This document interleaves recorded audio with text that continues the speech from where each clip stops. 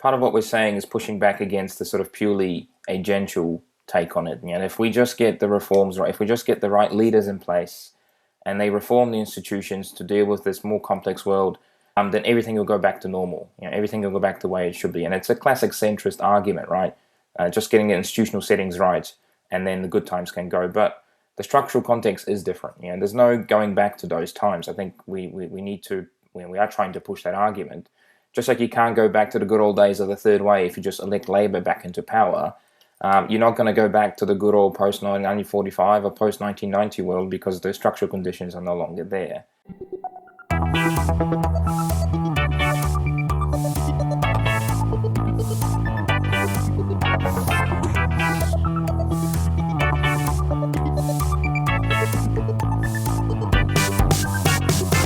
Milan ou Tripoli, Vilnius ou Benghazi, Paris, Moscou, on fait le bunga, bunga. Hello everyone, welcome back to BungaCast, the global politics podcast at the end of history. I'm Alex Hochuli in São Paulo, Brazil. Joined today by, it's I guess a multi-continental panel. It's Lee Jones in London. Hello, Lee. Hi, Alex. Welcome back to Tom Chodor, who's joining us from Melbourne, Australia. Is that right? That's right. Yep. Welcome from sunny Melbourne, believe it or not. Excellent. If you have heard Tom's voice before, we don't remember where. He appeared previously on two episodes, episode 358 on Australia and New Zealand at the end of history. That's episode 358. And episode 377 on the locked up country, about Australia's lockdown. Both of those together with Shahar Hameiri. So big welcome back to Tom. As you'll have gathered, this is there's three people. It's a multi-sided, indeed a multilateral discussion. At least it will be until Tom decides that he's not only satisfied just to answer the questions, but to ask them himself, and decides that he's just going to take over the whole thing. Yep. And then I'll leave to set up a separate podcast, and Lee will try to hold on to things and try to make sure this three-sided thing still works. Anyway, that's really a hammy introduction into a discussion about multilateralism, and specifically what happens after multilateralism. We're going to try to find out I'll be interested to hear what multilateralism actually is. Tom Chodor, if you who I haven't actually properly introduced yet, from Monash University in Australia, he's the co-author with Jack Taggart and Ilias Alami. That last one you'll have also heard on the podcast talking about state capitalism. The three of them together are authors of a new article on Phenomenal World entitled Non-Hegemony, which we will put in the show notes. And this article is based on a longer paper that they're working on entitled Post-Multilateralism, Global Governance in Non-Hegemonic Times, which we're going to discuss today. Now, this very obviously links to two of the big themes that we want to explore over the course of this year and beyond. That is specifically state capitalism, how long-term capitalist stagnation is shaping new forms of politics, whether China's a future, and so on, as well as militarism and war. How dangerous is a contemporary international order? What are the prospects for war and indeed for peace in this, in the era after American hegemony? So a lot of things that we want to explore and try to understand. I think there's some basic things that we need to lay down. So I'll pass over to Lee, actually, who will lead on this. Yeah, let's start with the most basic question. We're going to talk about post-multilateralism, but what first is multilateralism? And why were multilateral organizations so central to the US-led order after 1945, which we're now seeing the breakdown of? Okay, thanks, Lee, and thanks again for having me on. Happy to talk about this, and hopefully I can represent the views of my co-authors as well. Any mistakes are theirs, as you expect. So I think, multilateralism at its most basic is, a form of coordinating relations amongst three or more states on the basis of general principles. So it's a sort of a wonky academic term, which says basically that it's a situation where three or more states get together, they cooperate on the basis of previously agreed rules that don't necessarily benefit one actor overwhelmingly, but benefit them all, that they are seen to be serving the common interests. We can contrast that with bilateralism, when there's only two states, and obviously usually the most powerful states dictate the rules of interactions, or unilateralism, where you just have one state which dictates to everyone. And this principle of, I guess, interstate relations first emerges after World War One. It is the basis for the League of Nations, but I mean, those of us who know our history know that was mostly honored in breach during the interwar period. No states really lived up to that. But then it does become the basis for US hegemony after World War II, after as the US is reconstructing the international order after the destruction of the war. It reconstructs that order on multilateral principles. The UN system, the Bretton Woods institutions, which is the IMF and the World Bank, and the GATT, the General Agreement on Tariffs and Trade, they all operate on multilateral principles. There are clear rules about finance, investment, trade that are binding on everyone. But importantly, these rules are negotiated between the states involved. The US doesn't just impose these rules on other states, even though it could, because it is the most powerful state at the time, at least within the Western world, if we want to put it in those terms. But the US wants these states to consent to its hegemony, so it negotiates these rules. And these rules obviously benefit the United States. Things like trade liberalization benefits US capital, which is most dominant at the time, which wants new markets and so on. But the US also provides opportunities for nations to have carve-outs to protect things like full employment from trade shocks, for example. So it offers them something in return for their followership, for their consent to its hegemony. And it does this because it's trying to win as many countries as it can to its hegemonic project internationally. And it's important to think of, this is something that a lot of the literature doesn't really talk about, sort of treats multilateralism as this sort of neutral way of organizing relations, but it's actually a very historically specific system because it emerges during the Cold War, obviously. So the very obvious alternative from the Soviet Union there is a motivator for both the US and US capital to offer these concessions, because otherwise all the capitalists will be hanging from lampposts if there is a communist revolution within their states. So there is an imperative for the US and for its capitalist social forces to offer some of these concessions. So this system emerges first after the Cold War, during the Cold War, I should say, and then becomes the basis for a number of international institutions that are created after the war, and is the basis for the golden age of capitalism that we know of, that we've spoken about, and you've spoken about on this podcast since World War II. It provides unprecedented stability and prosperity during that era, enabling the expansion of the global economy, enabling expansion of trade, finance, all these sort of things, but operating through very specific, very negotiated rules. And obviously, that is around the rose-tinted view of what happens during that period, and we can get into the nitty-gritty of how the system actually operated during the Cold War. But essentially, since the Cold War, multilateralism has been the basis for international cooperation and the international system, international organizations, and how they operate and how they seek to govern or help states govern the world. The wonkish definition of it being three or more states is perhaps particularly unhelpful to assessing and understanding what's so remarkable about the attack on the multilateral system today, because sometimes people use the term minilateral to describe small groups of states getting together to coordinate relations in particular ways. And for example, something like AUKUS, which is this sort of military defense arrangement between Australia, UK and US, would be described as a minilateral arrangement. But it seems to me that what's distinctive about the post-1945 period, and certainly the post-Cold War period, is the universalism of multilateralism. It's not just, this is a tool that some states use, three or more. We're talking about the entire planet being covered by multilateral organizations, the United Nations being the obvious one. That's the only truly universal one. During the Cold War, World Bank, IMF, the Bretton Woods institutions that were established to govern global economic relations were boycotted by the communist states. But then after the Cold War, they expanded to truly global membership. World Trade Organization was created. Not everybody's in the World Trade Organization, but most states are, and the ones that aren't tend to be working towards it. So is that a helpful way of thinking about this? It's not just three or more. We lived through a period where multilateralism had this universal coverage. Yes, there were regional organizations. Yes, there were multilateral arrangements, but there were these massive universal organizations that were seen as the basic foundations of international order. Yep, absolutely. And I think the key thing to remember about multilateralism as a system is that it operates on three principles of reciprocity, equality, and universality. Like, the idea is that the system, in theory, is open to everyone to join, and that it, if they agree to its rules and they're willing to abide by those rules will benefit them as well.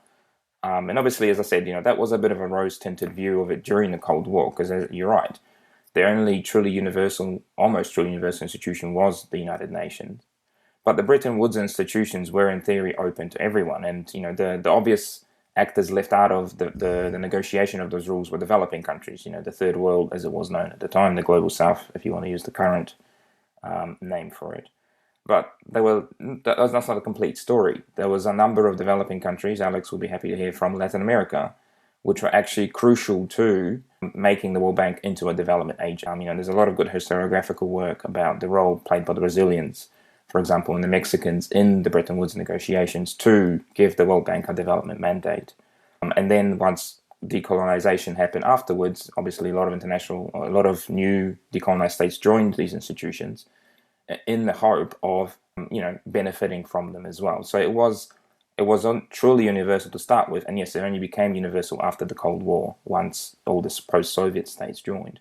But even the states that joined and, from the developing world and necessarily were not there when the rules were designed, then had the opportunity, or at least in theory, to try to renegotiate these rules. And that was basically the basis for North-South relations within global governance institutions throughout the Cold War. It's not that they wanted to abolish, overthrow, destroy the system.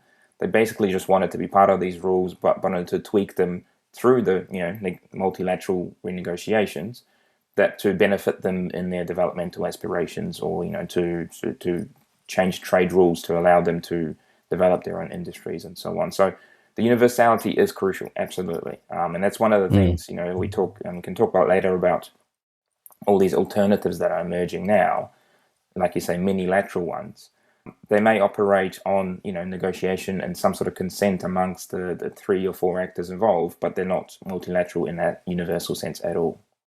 Yeah, and so there's not necessarily any requirement to build broad consensus, which has this, yes, power relations never completely evaporate, but in a system of, let's say, the UN, one country, one vote, that the notion of sovereign equality means that everybody's around the table trying to negotiate the rules. Obviously, the capacity to influence the rules, capacity to enforce the rules is always very uneven, but there is this idea that there is a negotiated order in which weak states have some kind of say, and they are also protected by the rules. So this is the so-called rules-based order, rules-based international order. Yes. Now, today, it seems fairly obvious just to any casual observer that multilateralism is now in crisis, but and your paper is all about this. But it's not a new claim to say that the multilateral system is in crisis, right? As early as the Korean War, when the Soviet Union unwisely decides to boycott the United Nations Security Council, and a resolution is passed authorizing UN action in Korea, you could say that the multilateral system was in crisis. Crisis in the 70s. There's been talk of gridlock over the last 20 years, perhaps. So what's new today? What do you see as being worthy of this new term, post-multilateralism, as a description for the era that we're now entering into? Yes, you're absolutely right. I mean, that story about the Soviets during the Cold War is pretty hilarious. They basically walked out of the room, and while they're out of the room, the rest of the Security Council votes to go to Korea. I think they learnt the lesson there. And yes, you're also right that, the saying is that global governance has been in a state of permanent crisis since the World War II. So, since the beginning, there's always been some sort of crisis. Global governance scholars have correctly predicted 5 out of the last 8 crises of global governance. So there is that sort of issue, but I think what's different now, and we're all trying to scrambling to make sense of what's going on right now. I think, obviously the podcast has been doing that for a long time. A lot of international relations scholars are also trying to figure out what exactly is going on, because it feels like something different is going on than just the usual day-to-day crisis. And I think previously we've had states maybe ignoring institutions or walking out and refusing to participate, sometimes ignoring rules, complaining about the World Bank or the IMF or whatever. But what we're seeing today is instead states deliberately attacking and undermining not only institutions but the very principle of multilateralism, the very idea that interstate relations should operate through cooperation and negotiation based on previously agreed rules that in theory should benefit everyone.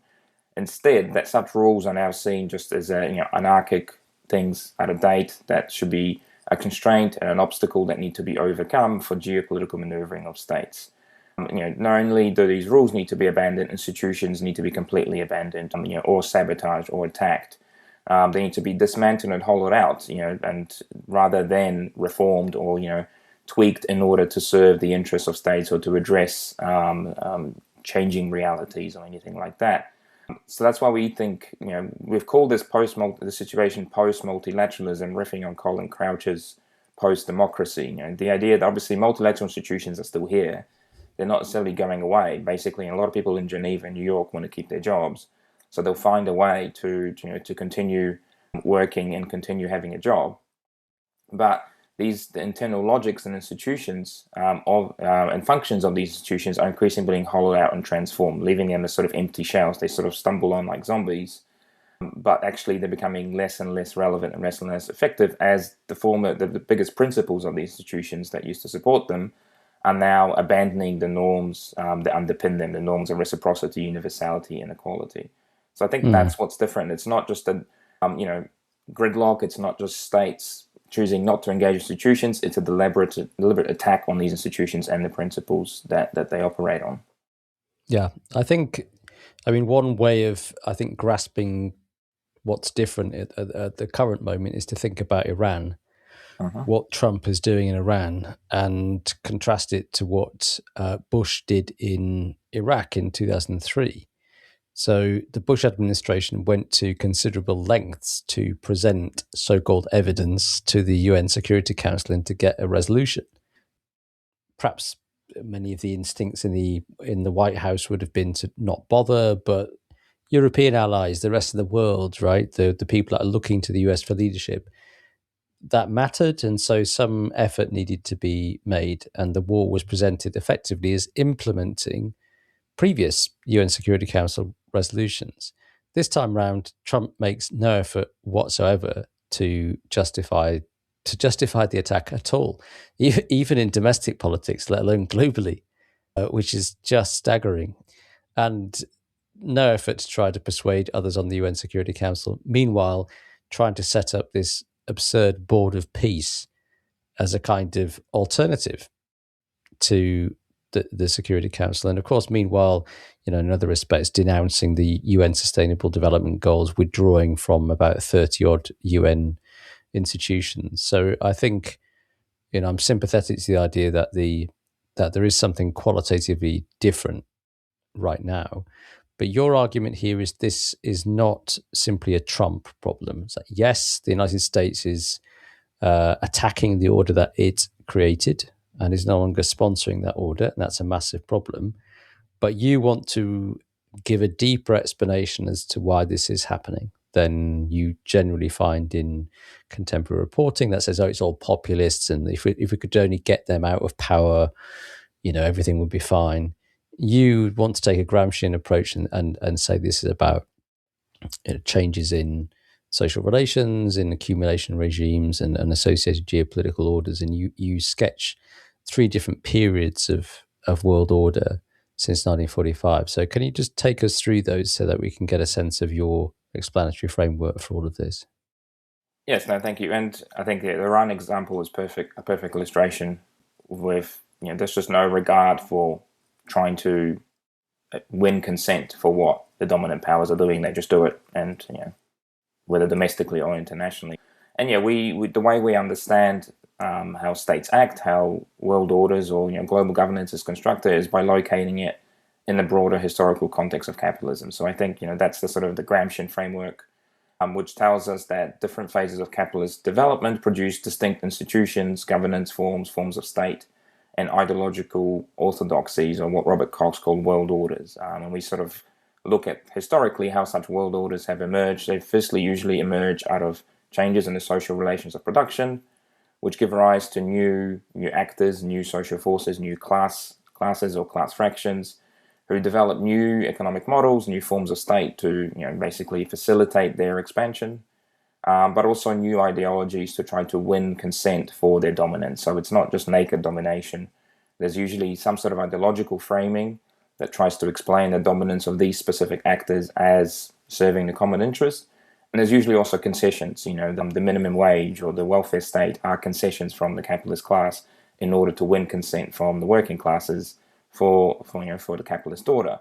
And such, to the extent that such arrangements can win consent, they become hegemonic in a Gramscian sense, in that rule is primarily through consent, although coercion is always in the background. And such hegemonic projects usually emerge in the most advanced capitalist states, because they're usually where the changes in social relations of productions happen first, and then they spill out beyond their borders as they try to remake the world in their own image. And their global institutions are a crucial part of that, because they also facilitate, the expansion of those capitalist actors by rewriting rules for trade or finance or whatever. But also they are the platforms where those concessions and ideologies are negotiated and disseminated. So that's the sort of theoretical framework that's been used extensively in international relations to understand world orders since World War II. And obviously the key actor there has been the US. That's been the global hegemon that has been at the forefront of changes in social relations of production throughout the 20th century, and has sought to restructure the world along the different phases of those social relations of production. So the first phase is the post-war phase, which is based on Fordism, Keynesianism, and the ways in which the US attained, or capitalist forces within the US attained hegemony during the 30s and after World War II. And then that spilled out beyond its borders through what was known as embedded liberalism. So the US restructured or structured these institutions of world order to both promote things like trade liberalization or the regulation of finance, but also embedded these market rules, market norms in social norms by allowing things like full employment, or allowing things like the welfare state, and for that not to be seen as a discriminatory trade policy, for example, or allowing the strict regulation of finance in order to prevent financial bubbles, which would then crash economies and so on. And this was the basis for the post-World War II multilateral order. The key institutions represented this embedded liberal compromise. So they promoted Fordist modes of production, but also Keynesian embedded liberal norms, like, for example, allowing carve-outs for full employment and so on. And again, as I mentioned earlier, this was all developed in the context of the Cold War, so that the need for compromise was much stronger because there was a clear alternative, both within countries with strong communist parties and movements, but also internationally with the Soviets. And coercion, to the extent that existed, was employed against these radical challenges domestically, but also radical challenges internationally through the Cold War, through the proxy wars, and so on. And the ambiguous role here was played by developing countries, as I mentioned earlier. They were mostly on the outside, but they wanted to be in. They wanted to be part of the system and wanted these rules to also benefit them through small tweaking. That's what the new international economic order of the 1970s debates, that's what that was about. And that order worked relatively well, but as social relations of capitalism evolved and changed, by the 1970s, it was no longer working. And there was a 1970s crisis, which, again, you guys have discussed on the podcast. And that meant that Fordist rules, that embedded liberal Keynesian rules about constraining finance no longer work, because finance was increasingly becoming transnational. So was production. So under the Reagan administration, especially in the 80s, this was restructured the system was restructured to advance neoliberal rules, neoliberal norms, which facilitated trade liberalization without, in many cases, the sort of embedded liberal protections, liberalized finance, enabled the globalization of production, and so on.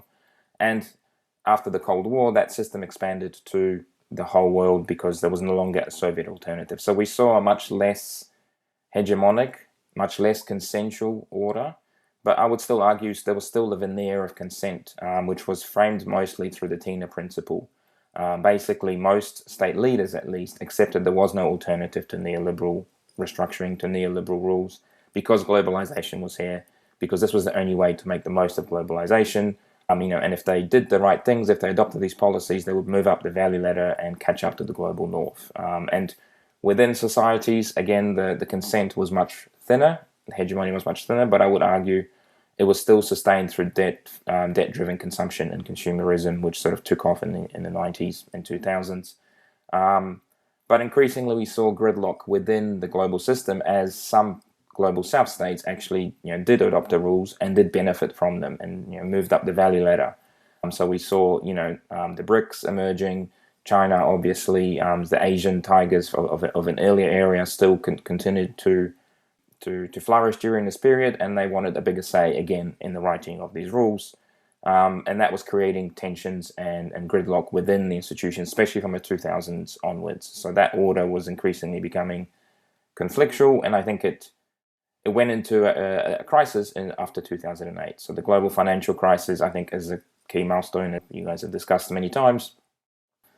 The policy response to the global financial crisis, both domestically and internationally, doesn't actually resolve the crisis, and we are living still with the consequences of that in terms of economic growth, social mobility, overaccumulation of investment.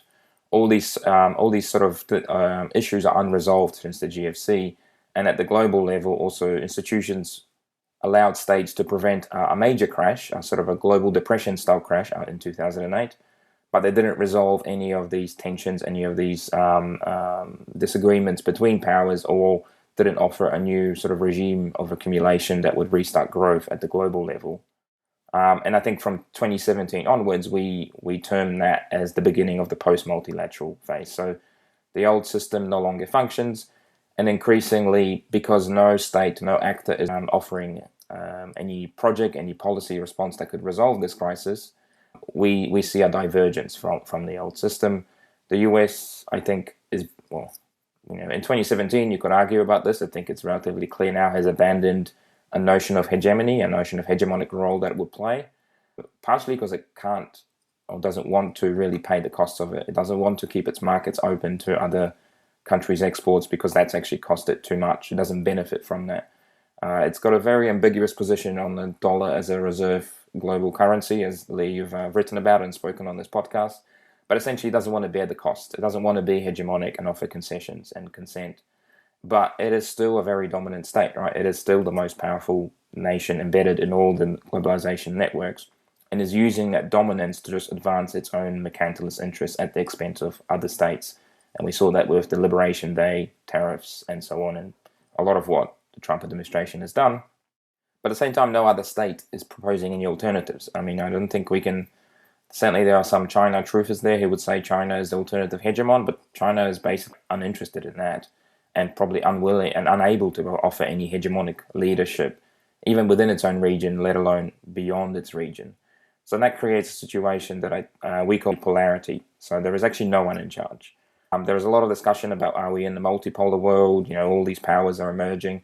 But these powers, even within their own regions, are not really offering leadership. They are advancing their interests, but they're not offering concessions and consent to even their own regional allies, let alone at the global level. So we're in an apolar situation where no one is in charge.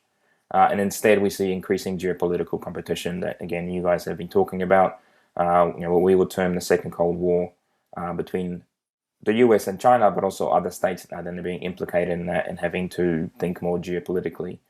And the final thing of this current context is in order to deal with both of these situations, both domestic crisis and international crisis, states are adopting state capitalism, which is what you had Ilias talk on a couple of months ago to talk about.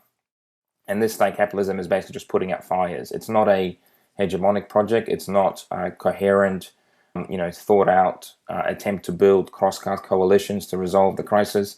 It's the state becoming increasingly involved in economic matters to deal with specific issues, bringing together ad hoc coalitions on a specific issue, but then often these don't carry through to a different issue, and sometimes they contradict each other. If you look at the Silicon Valley bros, dominating the US state on some issues, but then being heard by them by other types of policies by that same state in the US. So this is leading to what we call a non-hegemonic world order. There is no hegemon, there is no one power that is willing to structure the whole system. And in this context, the multilateral system just doesn't really function because the rules were designed for a neoliberal era, and suddenly the biggest players are not abiding by neoliberal rules. Instead, they see these rules as obstacles, as something to be overcome because that's a relic of a previous era, and in fact they are constraints on geopolitical maneuvering. So that's something to be sabotaged or bypassed or diverted or disengaged from.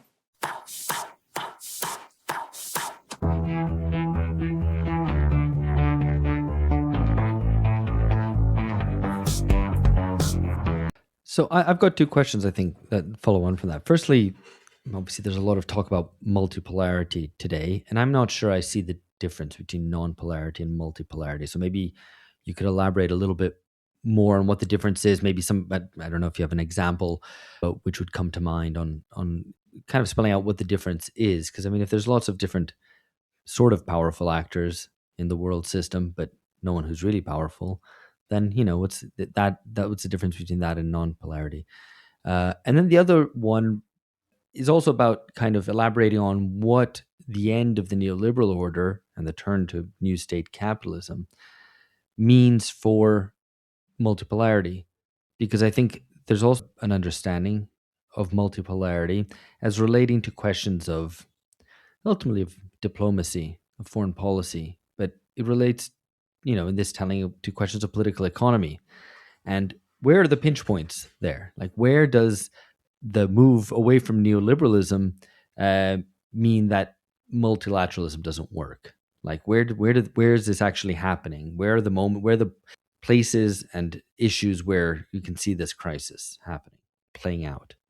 Okay, so I mean, I think on your first question, this is a boring academic terminology fight that I'm not sure you're going to find that interesting, but I think multipolarity is, I guess, a more optimistic story that there is no one hegemon that dictates to everyone. There are different centers of powers, but they find a way to accommodate each other because they're roughly equal in power, or there's not major power disparities. I don't think that describes our current world. I think there are still major power disparities, but the second dimension of I guess global hegemony is some sort of notion, or regional hegemony is some sort of notion of consent and concessions.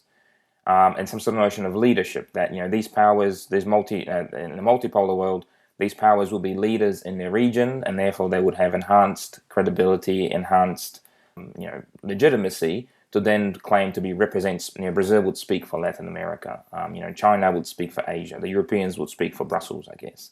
But that isn't happening within these regions. These states are not offering leadership within their regions. They're not offering concessions, or they're not offering compromises. They are really just looking after their own interests. And of course, that interest was always, they were always looking after their own interests, but there's a different ways of, I guess, looking after your interests, whether you compromise or not. So I think there are poles of power, but those poles of power are really just within those states. They're not regional. Therefore, they are not enabling, some sort of leadership from these states. And I think on your Can I just jump in on the apolarity thing? Because this is a concept I've been trying to push. Yes, I stole it from Lee, I have to admit. Yeah, so I think there's two things, right? So the idea of polarity in international relations is like a magnetic pole. So it's supposed to exert a powerful attractive pull on other states, like iron filings being attracted to a magnet, and it's meant to attract the exclusive alignment of other states. So we think about a bipolar world order like we had in the Cold War. You were either in the Eastern Bloc or you were in the Western Bloc. You could not be both. And there were very few that were neither. The non-aligned project didn't work. Most states were dragged into some form of alignment, soft or hard, with one or the other bloc, and a few with China. And I think that's one thing that we don't see today, is we don't see the United States still has this alliance system around it, but you can see that the force of attraction has turned into a force of repulsion. So even very close allies, I think they're still incredibly dependent on the United States, but now they're desperately trying to think, how the hell do we get independent and ease these dependencies and break off from the United States? How the iron filings are trying to split away. And if you think about the other kind of power centers, Russia, how many allies does it have? Maximum 7 or 8 states have voted with Russia to sanction its invasion of Ukraine. It's tiny.